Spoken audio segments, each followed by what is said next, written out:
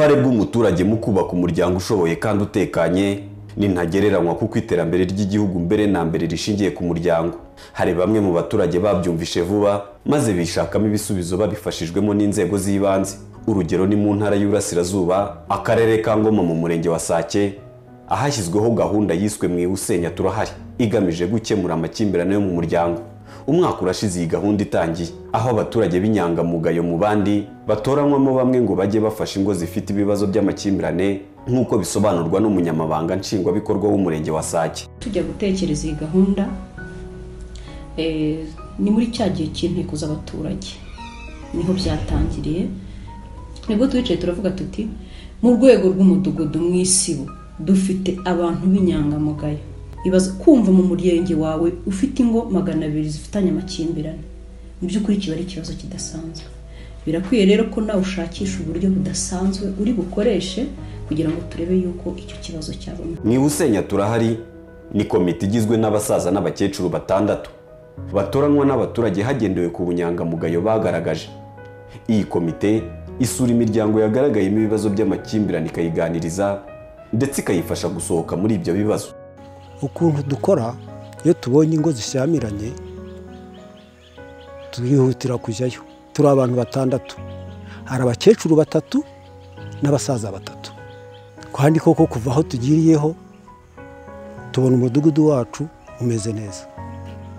Rero baratwegera abageze ayo makimbirane bakatuganirira, ubwo natwe duhitamo guhurira hano mu mudugudu. Hari n'igihe duhurira mu mago yabo tukabafasha ikibazo bahuye nacyo.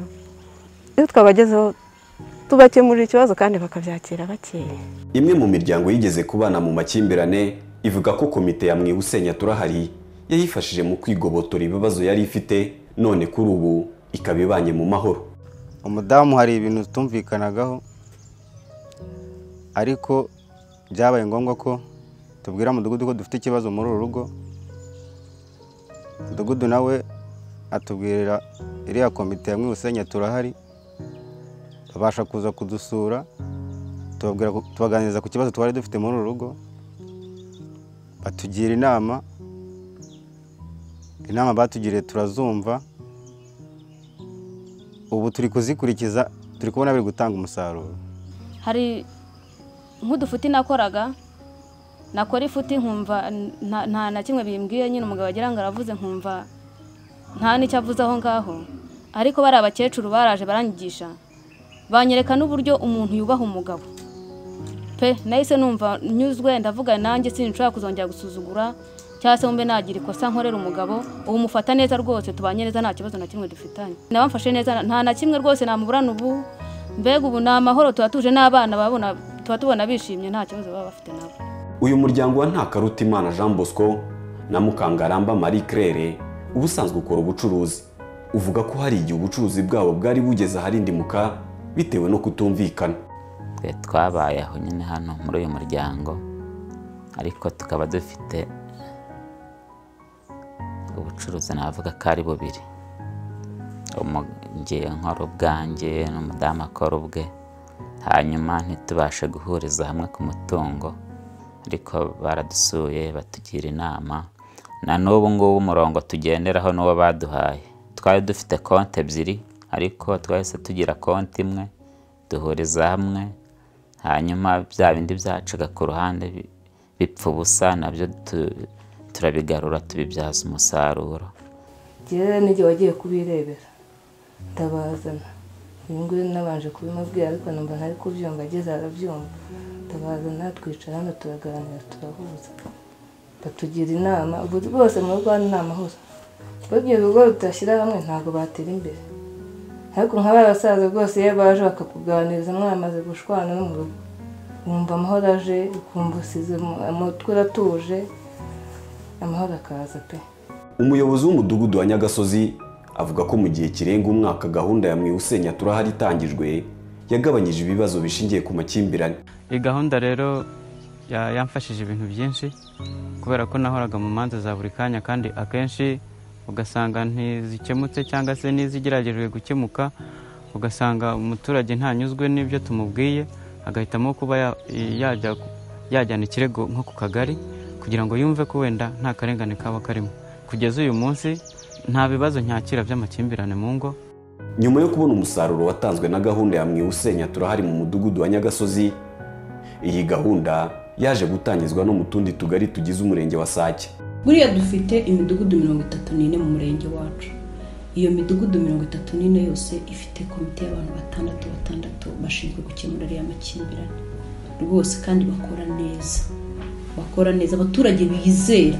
Iyo hagize n'uteshuka gato ku nshingano, muri ya komite bakaba baratoye umuntu bakabona afite ukuntu ahindutseho, bahita bamusimbuza, bahita bavuga bati wowe watatira igihango ntago kiri inyangamugayo ku buryo wadufasha gukemura ikibazo cyacu. Tugeze gukora akantu kagasesengura aho mu kwezi twakiraga hafi ngo nka 60 hagati 65 na 80 dutangiye gahunda ya Mwiusenya nsigara n'ingo 10 na zingahe 20 kandi nabwo zikaba ari ingo ziri kuza kuko bigaragara ko zarenze kuri ruriya rwego. Udushya twahanzwe n'abaturage unadusanga mu karere ka Gisagara mu murenge wa Kansi, ahari umudugudu w'intangarugero wa Mutima w'urugo waje kwisonga mu gihugu mu mwaka w'ingengo y'imari ya 2019-2020. Uyu mudugudu wa Kabagagi wageze ku bipimo by'imihigo 100%. Bimwe mu byagezweho n'uyu mudugudu harimo kuba buri muryango uri mu itsinda ryo kwizigamira ndetse ufite inka. Hubatswe kandi uturima tw'igikoni mu rwego rwo kurwanya imirire mibi n'igwingira ry'abana, kandi abaturage barakataje no mu bindi bikorwa byo kwiteza imbere. Mu rwego rwo kubaka umuryango utekanye muri uyu mudugudu wa Kabagagi hatangijwe gahunda yiswe urugo rw'amahoro, aho batoranyije umuryango wa Biziyaremye Jean Baptiste na Niyomugeni Immaculée nk'urugo rw'intangarugero mu mibanire, kugira ngo ujye ugira inama imiryango ibanye mu makimbirane n'ifite ibindi bibazo. Baje kugeraho bati kugira ngo tubone uburyo mu mudugudu wacu naho habaye inama kugira ngo ingo zacu zibane neza, kandi ko ari gahunda y'uko imidugudu bigiye guhiganwa kuri Mutima w'urugo. Ubwo birasaba y'uko nta makimbirane agomba kuba mu ngo zacu, birasabwa rero y'uko tureba urugo tubona twareberaho uburyo natwe ingo zacu zamera.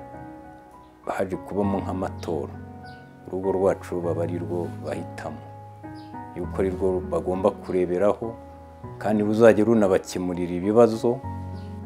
Buri muri ubwo buryo twahise tubitangiramo, haba hari ugize ikibazo mu rugo, ari umudamu ukigize cyangwa ari umugabo ukigize, akaza akatuganiriza uburyo bigenze, ubwo natwe tukihutira kugira ngo turebe uwo wateje ikibazo, tukamuganiriza byaba ari ibintu byoroshye. Nyine iyo byabaga bikomeye, yenda birashoboka ko ari umugabo yenda akaba hari ubwo yaba yenda aje yasinze akaza yenda agira umugore yaza ati reka ubu ngubu biracika, aho kugira ngo wenda tumubwire tuti reka tujye kureba uko kimeze muri uwo muriro, yenda tukamuha tuti we wirarire hano, tuzajyeyo mu gitondo turebe uko bimeze. Bamwe mu baturage bahoze mu makimbirane bakaza kuganirizwa n'urugo rw'amahoro bahamya ko byabafashije. Rero mu rugo ntabwo nagiraga ijambo, nari wawundi aza nabamukubise amaso yasinze nkahunga, hakaza akankubita n'abana, asanga nyine mu rugo iwacu turahora dufite ikintu cy'imidugararo, dufite amakimbirane. Mbere twari tubanye nabi cyane, ariko ubu ngubu ntabwo tukibanye nabi kubera kugenda dukurikiza inama abandi bagenda batugira. Hari ubujiji, nkabona amafaranga nkahita nigira mu nzoga, nkaza nyine ndi umugabo ugomba kutegeka urugo nta kintu nkarwana. Nyuma rero aho bagiye baduhera inama ndabireka nyine, ubu ngubu nta kibazo. Kubera gushyira hamwe kw'abaturage n'abayobozi, umudugudu wa Kabagagi kuri ubu ni intangarugero. Ibipimo byinshi by'ibyo bari biyemeje babigezeho ku kigero gishimishije. Nyuma yo kubona ko urugo rw'amahoro rwagize uruhare mu iterambere ry'umuryango mu kagari k'Umunini, ubuyobozi bw'umurenge wa Kansi bwaje kugeza iyi gahunda no mu tundi tugari. Gahunda y'urugo rw'amahoro yahereye mu mudugudu wa Kabagagi, cyane cyane tubona ari ikintu cyiza cyane kuko yatangiye igira urugo rw'amahoro rugira inama ingo zibanye nabi ziri mu makimbirane. Tuza kubona bitanze umusaruro ku buryo uwo mudugudu twasanze ingo zose zibanye neza zimeze neza tubona ni ikintu gitanga umusaruro. Nta rugo na rumwe ruri mu makimbirane, nta muturage n'umwe ubanye nabi na mugenzi we, bafite ubumwe, bameze neza. Ubu ngubu ikintu bavuga gusa ni iterambere, kandi natwe ikintu byadufashije nk'ubuyobozi ntabwo tukijya gukemura bya bibazo bitandukanye, ku buryo ubona aho ubu ngubu tubarebera ibintu by'iterambere tukavuga duti wenda bakeneye amashanyarazi. Mu karere ka Gicumbi mu murenge wa Muko naho abaturage bafatanyije n'ubuyobozi biyemeje kwishakamo ibisubizo byagira uruhare mu kuzamura iterambere ry'umuryango.